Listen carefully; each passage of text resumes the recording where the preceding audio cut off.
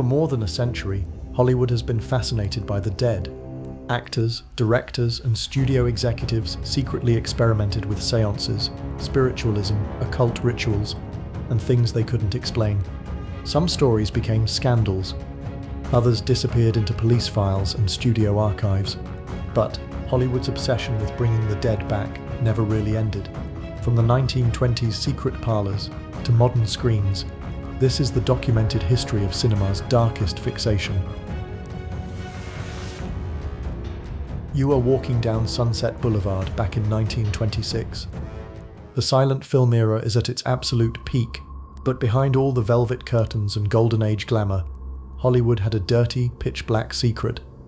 The biggest stars on Earth were completely obsessed with talking to the dead.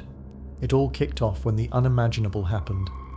In August 1926, Hollywood's ultimate heartthrob, Rudolph Valentino, died suddenly at just 31 years old. What followed wasn't just grief, it was total mass hysteria. A medium named George Wayner turned Valentino's massive estate, Falcon Lair, into a full-on occult sanctuary. Fans, young actresses, and studio bosses crammed into pitch-black rooms, holding hands while floating copper trumpets on wires drifted through the air, whispering what they swore was Valentino's voice calling out from beyond the grave. And Valentino was far from the only one. Silent film icon Alan Asimova turned her legendary estate, the Garden of Allah, into an elite coven. Draped in black silk, she hosted late-night spiritualist circles to talk to actors who had died during the 1918 flu pandemic. Even America's sweetheart, Mary Pickford, was doing it.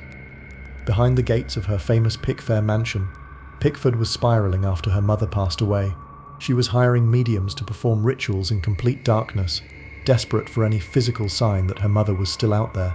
Now, if you think that sounds wild, wait until you hear about Valentino's ring, because this is where things get really bizarre. Right before he died, he bought a cabochon ring from a jeweler who gave him a direct warning. This ring is cursed. Valentino ignored him, wore it in his final movie, and died just weeks later. But it didn't end there. Actress Pola Negri took the ring, wore it, and fell dangerously ill. Years later, mobster Bugsy Siegel got his hands on it, and was brutally assassinated while wearing it. Pretty much every single person who touched that ring met a tragic end. And Mary Pickford took things even further. Her grief was so intense that she actually went straight to Thomas Edison's team and funded a project to build a prototype spirit phone. It was a high-frequency radio device, explicitly engineered, so she could pick up a receiver and call her dead mother directly in the afterlife. So why was Hollywood so deep in the occult? This is where things turned genuinely terrifying. Back in the 1920s, movie studios held total control over actors through strict morality clauses. Studio fixers didn't just cover up scandals, they weaponized them. They paid off top Hollywood mediums to hide microphones inside séance parlors. So while actors were sitting in trances or heavily intoxicated, they'd pour out their darkest secrets to the spirits, completely unaware every word was being recorded and passed straight to studio executives to keep them in line. On top of that, séance parlors along Wilshire Boulevard were allegedly running a massive mob front during Prohibition. Controlled by organized crime, these places mixed fake occult rituals with illegal gambling dens and underground speakeasies, hiding millions in mob cash under the guise of religious worship. Then there's what happened to Thomas Ince.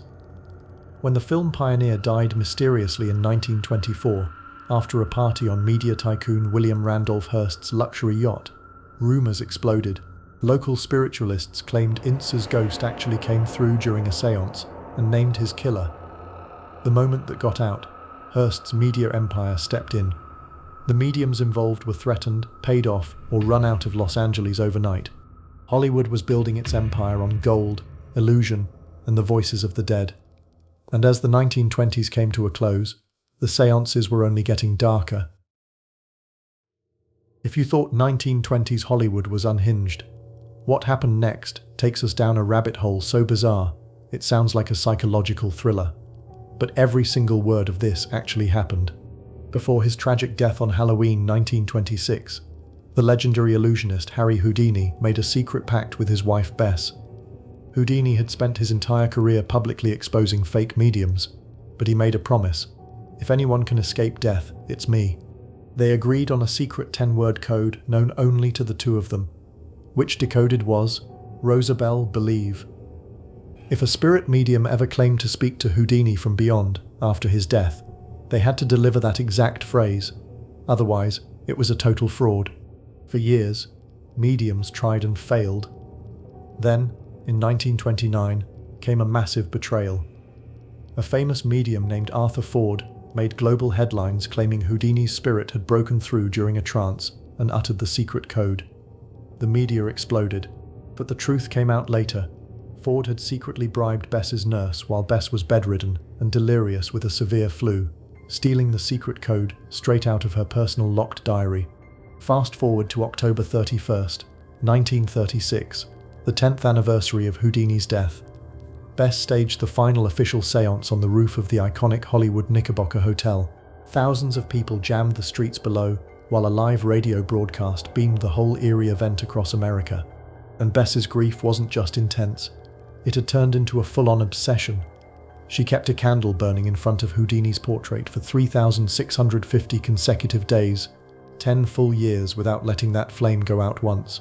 She spent over $10,000, a massive fortune during the Great Depression, on alcohol, private séances, and spiritualists, before finally giving up.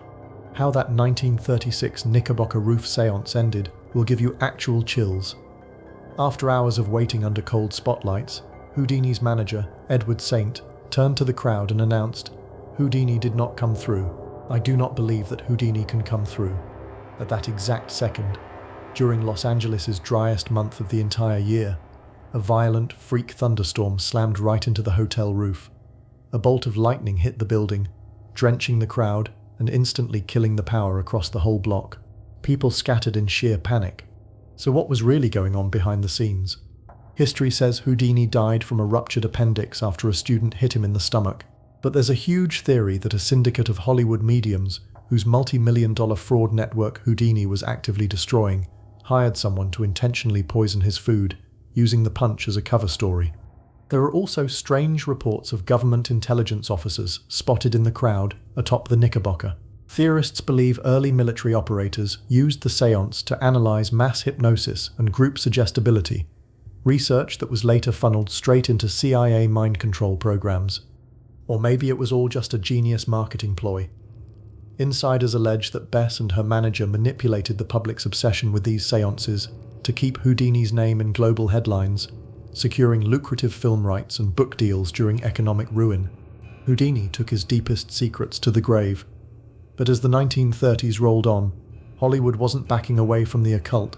They were about to take it to a whole new level. It's 1933, and you're standing right in the middle of a bustling Paramount Pictures soundstage. Mae West is single-handedly keeping the entire studio from crashing into total bankruptcy. She's the ultimate Hollywood sex symbol, witty, untouchable, dripping in diamonds, and in total control of her image. But if you pulled back that glamorous velvet curtain, things got weird fast. Because according to Mae herself, she didn't actually write a single word of those iconic, sharp-tongued movie lines. She insisted every single script was dictated to her by a dead spirit from the afterlife. Mae wasn't just casually messing around with a Ouija board on weekends either. She claimed her entire multi-million-dollar career was being managed by the ghost of a dead Indian mystic named Abhedananda. She'd lock herself in pitch-black rooms, feel a wild electrical surge shoot through her body, go completely catatonic, and let Abhedananda dictate entire plays and screenplays to her word for word. Over at her lavish suite in the Ravenswood apartments, she hosted private, invite-only séances for Hollywood's absolute elite. Picture top studio moguls sitting in a circle watching Mae slump over dead silent, only for her voice to suddenly drop into a deep, booming masculine roar, casually dropping complex esoteric wisdom she had zero background in. Naturally, this freaked out Hollywood censorship board, the infamous Hays Office, to an absolute extreme. Censors were so terrified of her political and sexual influence that they opened classified surveillance files on her, literally searching for proof of mental instability or demonic possession, just so they could void her massive studio contracts. And if you think the censors were just being paranoid, wait until you hear how far this actually went on set. Mae straight up refused to film a single scene unless her spirit guide gave the green light. Before shooting, she'd dangle a heavy crystal pendulum over the script pages, If it swung clockwise, cameras rolled. But if it swung counterclockwise, Paramount literally had to halt production immediately, send the whole crew home, and rewrite the scene on the spot. Even crazier, in a private interview that blew her inner circle's minds, Mae claimed she lost her virginity at age 14 not to a real person, but to an ethereal, non-physical spirit entity. She insisted this exact supernatural encounter unlocked a lifelong, magnetic sexual force that hypnotized moviegoers around the world. With that level of supernatural chaos, Los Angeles was crawling with wild conspiracy theories. A lot of industry insiders thought Abhidananda was actually a genius legal cover story, since radical or blacklisted writers couldn't legally put their names on film credits during strict censorship eras. People believed Mae used spirit dictation to secretly hire banned writers, protect their identities, and take all the credit and cash for herself. Meanwhile, jealous rival starlets whispered that Mae had her inner circle of mediums doing dark spiritual hit jobs on them. Whenever a competing actress suffered technical camera meltdowns, ruined film prints, or inexplicable box office flops, rumors spread that Mae's occult crew was sending astral attacks straight to rival movie sets. The darkest theory even claimed secret high-level occult societies were intentionally weaponizing Mae's insane star power to systematically break down mid-century American moral taboos. Mae West proved that sex and the supernatural were the ultimate power combo in Hollywood. But while Mae used spirits to build an absolute empire, the dark side of Hollywood seances was about to claim its most terrifying victim yet. On February 1st, 1922, old Hollywood was rocked by a murder so bizarre that people in the film industry still talk about it today. A top director named William Desmond Taylor was found dead inside his Westlake bungalow, shot in the back execution style. It remains one of history's most famous unsolved crimes. But what you won't find in the official police reports is how this single murder triggered a crazy dark wave of occult obsession all across Los Angeles. Immediately after the shooting, pure panic set in across the studios. Silent film comedy star Mabel Normand was the last person to see Taylor alive. She was terrified that personal love letters left in his house would ruin her career or frame her for his death. So instead of laying low, she spent weeks hiding out in dark, incense-heavy seance parlors, begging mediums to contact Taylor's ghost to find out where those documents were before the press found them. At the exact same time, a teenage starlet named Mary Miles Minter became a prime suspect after her monogrammed nightgown was found in Taylor's bedroom. Her mother didn't even bother calling a lawyer. Instead, she opened up her own occult parlor, gathering Hollywood elites around candlelit altars to invoke spirits and cast protective spells to keep the LAPD away. This whole circus led to the creation of something called the Wilshire Necromancy Club. It was a secret weekly gathering of top directors, corrupt LAPD officers, and studio bosses. They'd meet inside a massive mansion in the Wilshire district, sitting around mediums in a desperate attempt to talk to the dead, not just to figure out who killed Taylor, but to actively cover up who actually pulled the trigger. And if you think that sounds wild, the actual crime scene evidence gets completely insane. When police searched Taylor's bungalow, they unlocked a hidden closet and found over 200 tagged pairs of women's silk underwear belonging to major actresses. But right next to them was something that gave investigators actual chills: a written transcript from a séance held 3 weeks before the murder. The spirit in that session explicitly predicted Taylor's exact date of death and the exact way he'd be killed. It gets even worse. Before crime scene investigators could even dust for fingerprints, a high-ranking Paramount executive literally barged into the house with a spiritual medium. Standing right over Taylor's body, they held an emergency séance to ask his spirit where his secret diary was hidden, trampling all over the floorboards and destroying vital evidence in the process. With detectives completely stuck, terrifying rumors started spreading through the industry. Some people believed Taylor stumbled onto a secret society of studio bosses conducting ritual sacrifices up in the Hollywood Hills, and they had him eliminated to keep it quiet. Others claimed rogue mediums used deep hypnotic trances to program an unstable actor like a Manchurian candidate, sending them to execute Taylor with zero memory of doing it. And there were even stories that corrupt cops were feeding private investigation details to local mediums, who would then stage fake spirit confessions during séances to frame innocent rivals and protect the real killers. The Taylor murder proved that back in the 1920s Hollywood, the line between crime, power, and the occult didn't just blur, it vanished completely. And as the Golden Age moved forward, things were only going to get weirder. By the time the 1960s rolled around, horror movies were dominating the box office and turning iconic villains into superstars. But while audiences thought it was all fake blood and movie magic, the actors playing those monsters were getting into something surprisingly real. Back in 1963, while shooting The Raven, horror icons Vincent Price, Peter Lorre, and Boris Karloff weren't just chilling in their trailers between takes. They were actually gathering on dark studio sets, lighting candles, and holding late-night séances to try to channel 19th century spirits right onto the set. That same year, the famous Magic Castle opened up in the Hollywood Hills. While tourists went for the magic shows, the venue built a hidden, soundproof Houdini séance room.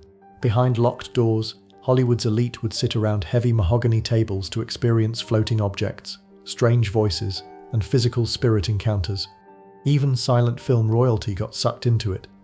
Sunset Boulevard star Gloria Swanson became obsessed with spirit channeling in her later years. Hosting private reincarnation circles, she swore she was talking directly to dead silent film moguls, claiming they were whispering forgotten Hollywood secrets to her from beyond the grave. Some of these stars had experiences that completely terrified them. Vincent Price actually swore off the occult forever after a private séance at a Bel Air mansion in 1958. During the session, a massive 200-pound oak dining table reportedly levitated 3 feet off the ground with nobody touching it, hovered in mid-air, and slammed violently into the wall. Price was so thoroughly freaked out that he couldn't even go back to his own house. He stayed at a hotel for a full week. Then there was the Magic Castle's famous ghost pianist, Irma, a piano that was supposed to answer questions from the spirits. In reality, the venue had a super sneaky trick. Staff members had planted hidden microphones inside the bathroom stalls. They'd eavesdrop on celebrities gossiping while fixing their makeup, then feed those private details to the pianist downstairs, so it seemed like the spirits knew their deepest secrets. Naturally, dark rumors started flying around what was really going on behind the scenes. During the Cold War, the CIA's infamous MK-Ultra program was at its height. There are long-standing theories that intelligence operatives infiltrated these Hollywood séance circles and secretly dosed stars with LSD during trances, testing whether psychotropic drugs mixed with hypnosis could be used for mind control. Other stories claimed that in the deepest underground levels of the Magic Castle, high-ranking studio executives gathered in secret pitch-black rooms to perform rituals aimed at controlling box office trends and ruining competing studios. There was even a popular legend that several mid-century horror stars made bargains during private séances to guarantee late-career fame, agreements that supposedly carried dark curses leading to sudden health collapses and tragic final years. Hollywood thought it could play around with the occult and walk away clean. But as we move into the modern era, the séances didn't stop. They just evolved into something way more advanced. You might think that after the golden age of cinema, Hollywood's obsession with contacting the dead just faded into history. But the truth is, the séances never actually stopped. They just evolved. Today, spiritualism, high-tech AI, and corporate power have merged into something way more eerie.